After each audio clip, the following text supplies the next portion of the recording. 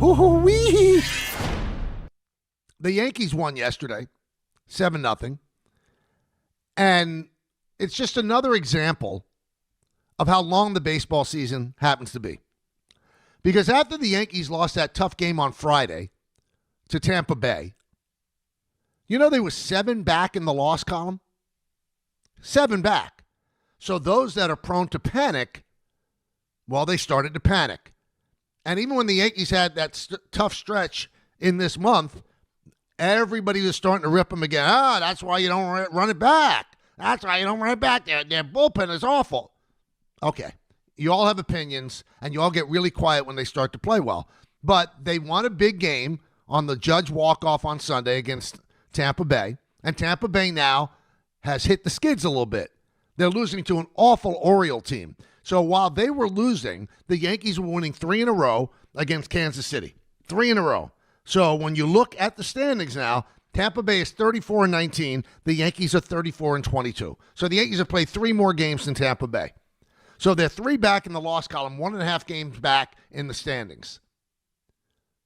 Do you feel a little better now than when they're 7 back in the loss column? I don't even look at the games behind in the standings, because what if Tampa Bay makes up those 3 games and they're 37-19? So then it's 3 games. So you look at the all-important loss column, 19-22, 3 games. With how many games left to play? Over 100 games left to play. And if you want to really feel good about the Yankees and where they are right now, how about this? Garrett Cole yesterday pitched 6 2/3 innings, and he struck out 10. He threw 79 pitches. Now, I'm not going to hang on the rim about beating the Royals. The Royals are dreadful. The Yankees have beaten them 14 straight times. This season alone, they swept 2 3-game series, one at the stadium, one in Kansas City. And they've outscored them 50-10. I don't know what's happened to the Royals. This is not a team that was built to be this terrible. This is a team that was supposed to battle for the Central and also battle for a wild card. Well, they're not doing that because they've been absolutely awful. But they're a major league team, and they've got major league players on it. Bobby Witt Jr., Sal Perez, who's going to go to the Hall of Fame one day, and Garrett Cole spun a 79-pitch, 6 2/3 inning, 10 strikeout shutout at them. So in his 2 starts coming off the IL, coming off Tommy John surgery, he is not allowed to run. First time in his career that he's done that over the first 2 starts of his season. And I bring up Cole and the way he's pitched for this reason. If the Yankees make the playoffs, and they're going to make the playoffs, and the first 3 guys out of the chute are Cole, Fried, and Schlittler, how you feeling about life? How you feeling about their chances? And I still believe in Rodon, so Rodon's going to be number 4. And Will Warren, who's starting on Sunday, is 6-1. So there are no layups in that Yankee rotation. That's their strength, and their strength will obviously help them turn the bullpen at some point into a much better product than we have seen right now. But Garrett Cole took his time, followed every single protocol you're supposed to follow when it comes to coming back from Tommy John surgery. And he actually got back a little bit sooner than most of us thought, because everybody kept saying it was going to be the end of May or the beginning of June. Well, it was the middle of May. And he's been outstanding. If he could become the pitcher that he was before he got hurt, do you realize what that means for this Yankee team?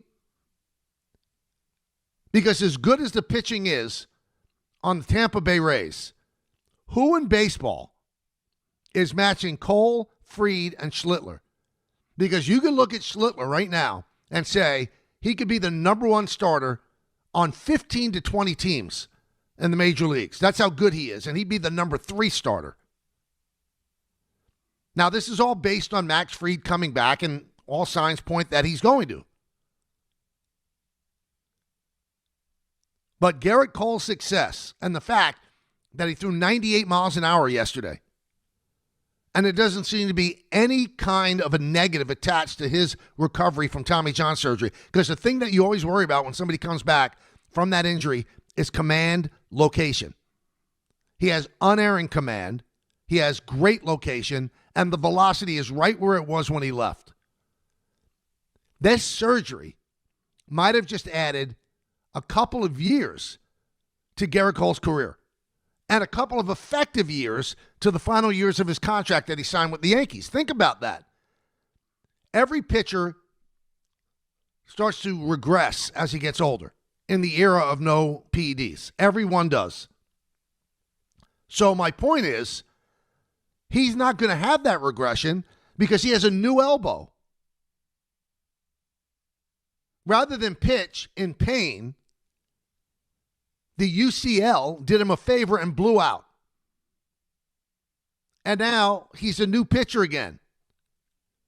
And he took a year and a half off. And he didn't start pitching until the third week of May. So you're going to have a fully fresh Gerrit Cole when they go to the postseason. And another thing, you're going to have a much fresher Max Fried if he is indeed healthy and he's able to get back in the rotation. Last year, he made almost every single start. The blister threw him back a little bit, but this would be a Max Fried with minus a month wear and tear on his arm. That's 5 or 6 starts that he doesn't have to make. Now those 5 or 6 starts could actually be pinned into the postseason, and you got yourself a beast. Repeat it, everybody, if you're a Yankee fan. Cole, Fried, and Schlittler. Who's matching up? Now, they've got to hit, and pitchers do have bad games in the postseason, even if they're great. I get it. Max Fried did not pitch well against Toronto in the ALDS. Neither did Rodon. Well, we found out with Rodon, he couldn't even straighten his arm out. And the fact that he won 19 games with that condition shows you how tough the guy is. But you are going to have bad starts. It's just what happens. But which way are you betting? And for all the people that panicked, and for all the people that were, ready to jump what the Yankees have done in putting this team together, do you feel differently now? Which is kind of humorous if you do, because who'd they beat? They beat the Kansas City Royals, who they own. Kansas City Royals are like the Minnesota Twins 2.0 for the Yankees. But it's just proof positive that this is a long, long season. It goes on forever, and you can't let the ebb and flow of a baseball season, 162 games, over 180 days. You can't let the ebb and flow wreck you. You can't give up on a team just because they've had a bad stretch. Is this a perfect Yankee team? No, it's not. But what team is better in the American League? The A's have gone into a tailspin. The Yankees meet them next in Sacramento starting tomorrow. So the A's are no longer over 500. They've been passed by Seattle, who's in first place under 500 in the West. There are 3 teams in the American League over 500. That's mind-boggling. 3 out of 15 teams are over 500. The Rays, the Yankees, and Cleveland. That's it.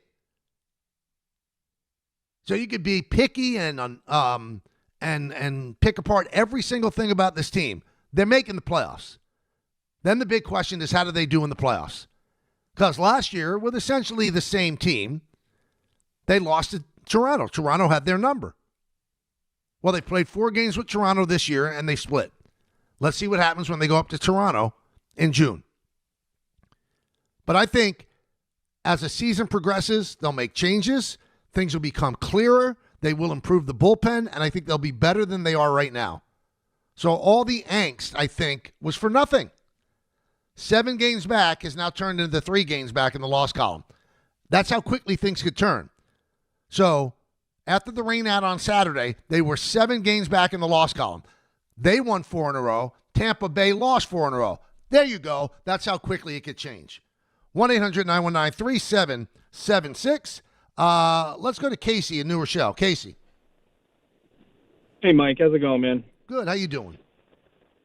I'm doing well. I got a quick question for you. I was thinking about this yesterday. When Giancarlo gets back, is there any chance Benny Rice plays catcher again? Because you know what, Case? I don't think so because they're not putting him back there. There's got to be something they're not telling us because he didn't catch in spring training. They have not put him back there at all. I think he's caught a couple of bullpen games. So, no, Casey, I don't think it's going to happen. I know what you're thinking. If he caught, then you could play Goldschmidt at first base. But I don't think it's going to happen. Because if it was going to happen, Casey, don't you think they'd be working him out already? I don't think they want to mess with him. He's been so productive for them offensively, and he's getting better as a first baseman. He's not close yet to Goldschmidt, but he's getting better. I don't think they want to mess with his head. And, truth be told, he's not a top-flight catcher. He's not.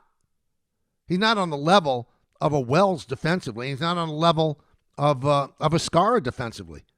He's okay. He got to the big leagues with his bat. Now, you could say, well, so did Wells, and now that's kind of gone away. True. So maybe if he worked behind there, he would be just as good as Wells. But this is not the Arizona Fall League, so I don't think they want to start teaching a guy to become a big league catcher. Because maybe one of the things that's affected Wells, he's so thrown himself into being a great defensive catcher. You should see the work that he puts in before the game, going over scouting reports, going over pitch by pitch with each pitcher, what they're going to do against certain batters. That's time that he's putting into defense that he's not putting into offense. Now, there are catchers that have been able to do it. Thurman Munson was a phenomenal defender and a great hitter. Sal Perez was a really good defender and a great hitter. And he's going to the Hall of Fame. Johnny, I can name everybody. So it can be done. But for the most part, Wells is still relatively young. Long answer to a short question, Casey, I don't see them doing it. You know why? Because they haven't done it. They have not put him behind the plate. Greg, Work Truck. What's up, Greg? Hey, Michael. How are you, sir? I'm good. How are you doing?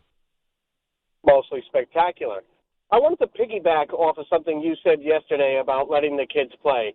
It's one thing where I wasn't really thrilled when the Brewers pitcher did the Degeneration X wrestling move to the Cardinals, to the bullpen, to their dugout, but that's just me. But also, and I'm not calling you out, so when I say you, I mean this in a generalization, but when people have problems with, let's say, the Mets and their home run celebration with the construction outfit, or the Mariners with the Trident, or whatever team with their tradition of whatever they do, this is letting the kids play. So I don't know why they're complaining. You or anybody else are complaining about, oh, well, I don't know why they're doing this celebration. And to me, this is the key thing of letting the kids play.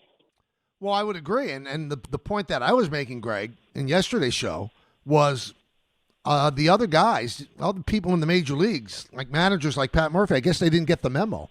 So if you're going to let the kids play, everybody has to be on the same page. Okay, let them be outrageous. Let them do Degeneration X, whatever the case may be. You can't get that upset. Because the bottom line is, Ollie Marmol spoke with people with the Brewers after the game. And they agreed that nothing was going to happen in retribution. And the Cardinals actually played a really good game yesterday afternoon. But it's not about me. They could do whatever they want. They could celebrate whichever way they want. But the memo has to go out to everybody so that somebody doesn't get it in the ear. Now, in terms of celebration, I would put somewhat of a governor on it. And this has nothing to do with people having fun. The look is glaring. You're the New York Mets. You're in the middle of one of the worst seasons that you could possibly have imagined. And you hit a home run, and you put on the silly construction outfit. Don't you tamp that down until you start winning a lot and then get back to it? Because it almost looks silly when teams that are not playing well do these pre-planned celebrations after a home run. It just doesn't make sense to me. I would never celebrate if I was having a terrible year and then had a really good game. Now you say, well, it's a long, long season. All of that. Got it. Understand. But there has to be a decorum to it, too. And there has to be reading the room and not being tone deaf. When you're getting your backside kicked like the Mets, is it really the best look to be putting on the construction outfit and the construction hat after you hit a home run? When you're, 11, 12, 10 games under 500 and sitting in last place in the division? Doesn't it look weird? Teams that are winning, you can throw a party. You can have fun. You can do whatever you want because you've earned it. But teams that are losing, historically bad losing, to do stuff like that, to me, it looks awful. It has nothing about letting the kids have their fun. I have no problem with the Mariners last year with the Trident. They had a great, great season. Great. The Red Sox made the playoffs last year. They put, Wally the Green Monster's head on the guy that hit a home run. Whatever. Have fun. It's supposed to be fun. It is a game. But how do you show that side of it when you're having an absolutely disastrous year? Doesn't it make you look like you don't care whether the team's winning or losing just as long as you hit a home run? How would OMG have looked if they weren't winning? Wouldn't have looked great. But they went to OMG, and you could say, well, they had the same record at that point as they did this year. But they went to OMG when things started to roll and the Grimace stuff came into play. They didn't have as much fun as you want. But tell me, if you're a Met fan, do you cringe a little bit when they're doing the construction worker's hat and vest when you're losing game after game? Now, they won yesterday, and Soto has been on fire. Hit a home run yesterday. Carson Benj came into the game 1 for 20. He got 2 big hits, 2 big RBIs, and they won. Jonah Tong went through a lot of problems, a lot of people on base, but he ended up getting the win, pitching in relief. Good. That's a day that you could feel good about things. But to celebrate and to go into these histrionics, I don't know. I don't know if I would be doing that during a bad season. I'm not saying you should hang your head, but to go overt like that with these pre-planned celebrations, if you hit a home run and all the guys are hugging you as you go, okay, great. But to do a pre-planned celebration when you're embarrassing yourself as a team, to me, that's a bad look. Has nothing to do with not letting the kids have fun. Nothing. It's about decorum. It's about not being tone deaf. That's the deal.